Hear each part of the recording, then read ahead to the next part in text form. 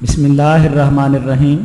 لاکھوں کروڑوں درود ہوں خاتم الانبیاء محمد مصطفیٰ صلی اللہ تعالیٰ علیہ وآلہ وسلم کی ذات، آپ کی آل اور آپ کے اصحاب پر۔ آن لائن تفہیم دین کورسز میں اصول حدیث کے کورس کے ساتھ میں آپ کی خدمت میں حاضر ہوں، ڈاکٹر سید تصدق حسین۔ ڈیئر اسٹوڈنٹس، لاسٹ لیسن میں ہم نے ثقات کی مخالفت کی 5 صورتیں پڑھی تھیں، جن میں مدرج، مقلوب، المزید فی الاسانید، مضطرب اور مصحف کا ذکر کیا گیا تھا۔ آج ہم ان کی کچھ تفصیل پڑھتے ہیں۔ تو مدرج ایسی حدیث کو کہا جاتا ہے کہ اگر ثقہ راویوں سے اختلاف کرتے ہوئے سند کے سیاق و سباق کو تبدیل کیا جائے، یا دوسری صورت یہ ہے کہ کسی موقوف روایت کو مرفوع روایت بنا دیا جائے، تو ایسی حدیث مدرج کہلاتی ہے۔ مدرج کی 2 اقسام ہیں، مدرج الاسناد اور مدرج المتن۔ اب اگر ہم تعریف میں غور کریں تو تعریف کا جو پہلا حصہ ہے کہ اگر ثقہ راویوں سے اختلاف کرتے ہوئے سند کے سیاق و سباق کو تبدیل کیا جائے تو اس کو مدرج الاسناد کہا جاتا ہے، اور اگر کسی موقوف روایت کو مرفوع بنا دیا جائے تو یہ مدرج المتن کہلائے گی۔ اب یہاں پر تعریف کے دوسرے حصے میں حدیث مرفوع اور موقوف کا بیان آیا۔ تو موقوف وہ روایت ہوتی ہے کہ جس کا منتہا صحابی کی ذات ہو، جبکہ حدیث مرفوع وہ حدیث ہوتی ہے کہ جس کی سند کا منتہا نبی کریم صلی اللہ تعالیٰ علیہ وآلہ وسلم کی ذات ہو۔ مدرج الاسناد کی مثال یہ ہے کہ حدثنا الاعمش عن ابی سفیان عن جابر قال رسول اللہ صلی اللہ تعالیٰ علیہ وآلہ وسلم من کثرت صلاتہ باللیل حسن وجہہ بالنہار۔ اس حدیث کو ابن ماجہ نے باب قیام اللیل میں ذکر کیا۔ اب اس حدیث میں واقعہ یوں ہے کہ سیدنا ثابت بن موسیٰ علیہ رحمہ آپ سیدنا شریک بن عبداللہ کی محفل میں تشریف لائے، اور آپ سیدنا شریک یہ روایت بیان کر رہے تھے، اپنے طلباء کو لکھوا رہے تھے کہ حدثنا الاعمش عن ابی سفیان عن جابر قال رسول اللہ صلی اللہ تعالیٰ علیہ وآلہ وسلم۔ جب یہ سند آپ نے بیان کر لی تو تھوڑی دیر کے لیے سکوت فرمایا، تاکہ جو دور دراز بیٹھے ہوئے طلباء ہیں ان کو دوسرا جو ایک طالب علم بلند آواز سے پکار کر لکھوا رہا ہے تو وہ پکارے اور دوسرے لکھ لیں۔ جب یہ سند بیان کر لی اور خاموش ہو گئے، اور ادھر سے سیدنا جابر بن موسیٰ کو دیکھا کہ وہ محفل میں آئے ہیں، تو ان کو دیکھ کے فرمایا کہ من کثرت صلاتہ باللیل حسن وجہہ بالنہار، کہ جس شخص کی رات کی نماز کثیر ہوتی ہے، دن میں اس کا چہرہ حسین ہوتا ہے۔ اور مراد اس سے سیدنا ثابت بن موسیٰ کے زہد و تقوی کو بیان کرنا تھا،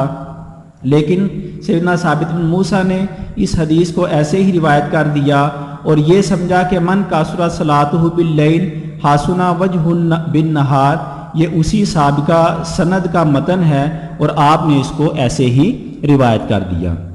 اسی طرح مدرج المتن کی مثال عن ابی ہریرہ اسبغ الوضوء، سیدنا ابو ہریرہ رضی اللہ تعالیٰ عنہ سے روایت ہے کہ وضو کو ٹھیک طریقے سے کرو۔ ویل للعقاب من النار، ان ایڑیوں کے لیے خرابی ہو کہ جو سوکھی ہوئی ہیں۔ تو دراصل اس میں یہ حدیث یوں تھی کہ عن ابی ہریرہ اسبغ الوضوء، سیدنا ابو ہریرہ رضی اللہ تعالیٰ عنہ فرماتے ہیں کہ وضو کو ٹھیک طریقے سے کرو۔ فَإِنَّ أَبَا الْقَاسِمِ صلی اللہ تعالیٰ علیہ وآلہ وسلم قال وَيْلٌ لِلْعَقَابِ مِنَ النَّارِ، کہ سیدنا ابو قاسم یعنی نبی کریم صلی اللہ تعالیٰ علیہ وآلہ وسلم کا فرمان ہے کہ ان ایڑیوں کے لیے خرابی ہو جو آگ میں ہیں، مراد جو سوکھی رہتی ہیں ان کے لیے یہ وعید سنائی گئی تھی۔ سیدنا خطیب بغدادی رحمۃ اللہ تعالیٰ علیہ تدریب الراوی میں کہتے ہیں کہ ابو قطن اور شبابہ نے اسبغ الوضوء، یہ دراصل سیدنا ابو ہریرہ کا قول تھا اور حدیث موقوف تھی، جبکہ اس کو ان دونوں حضرات نے حدیث مرفوع بنا دیا اور یوں روایت کر دیا جیسا اوپر لکھا ہوا ہے عن ابی ہریرہ اسبغ الوضوء ویل للعقاب من النار۔ تو دراصل یہ موقوف حدیث ہے جس کو مرفوع بنا کر روایت کر دیا گیا، تو یہ بھی مدرج اور اس کی قسم مدرج المتن کی مثال ہوگی۔ ادراج کے اسباب مختلف ہوتے ہیں، جس میں سب سے پہلے کسی شرعی حکم کا بیان کرنا، نمبر 2 حدیث کے مکمل ہونے سے پہلے راوی اس سے کسی حکم کا استنباط کرتے ہیں اور وہ بھی حدیث میں بیان کر دیتے ہیں، لیکن سننے والا غلط فہمی کی بنا پر اس کو حدیث کا حصہ سمجھ لیتے ہیں۔ نمبر 3، حدیث میں موجود کسی مشکل لفظ کی تشریح کی جاتی ہے، اور اس میں بھی یہی ہے کہ جو سن رہے ہوتے ہیں وہ یہ سمجھتے ہیں کہ یہ حدیث کا حصہ ہے، لہٰذا اس کو حدیث ہی میں روایت کر دیتے ہیں۔ اب ادراج کو معلوم کرنے کے مختلف طرق ہوتے ہیں۔ ان میں سب سے پہلے کسی دوسری روایت میں مدرج کلام اگر الگ سے موجود ہو تو یہ نشاندہی ہوتی ہے کہ دوسری حدیث میں یہ الفاظ یا یہ کلام ادراج کیا گیا ہے۔ دوسرا طریقہ یہ ہے کہ ماہر علم کی تحقیق سے ثابت ہو جائے کہ فلاں الفاظ فلاں حدیث میں درج کیے گئے ہیں۔ تیسری یہ ہے کہ راوی کے خود اقرار سے ثابت ہو جائے، اور چوتھا یہ ہے کہ کلام ایسا ہو کہ عقل سلیم اس کو ممتنع قرار دے۔ اس کی مثال بخاری میں کتاب العتق میں ہمیں ملتی ہے۔ سیدنا ابو ہریرہ رضی اللہ تعالیٰ عنہ سے ایک روایت ہے، ان آدم ان شعبہ ان محمد ابن زیاد ان ابی ہریرہ رضی اللہ تعالیٰ عنہ۔ اس کے بعد ایک حدیث ہے کہ للعبد المملوک اجران، غلام شخص کے لیے 2 اجر ہیں، والذی نفسی بیدہ لولا الجہاد فی سبیل اللہ والحج وبر امی لاحببت ان اموت وانا مملوک۔ اس ذات کی قسم جس کے قبضہ قدرت میں میری جان ہے، اگر اللہ کی راہ میں جہاد کرنا نہ ہوتا اور حج نہ ہوتا اور میری والدہ کے ساتھ نیک سلوک کرنا نہ ہوتا تو میں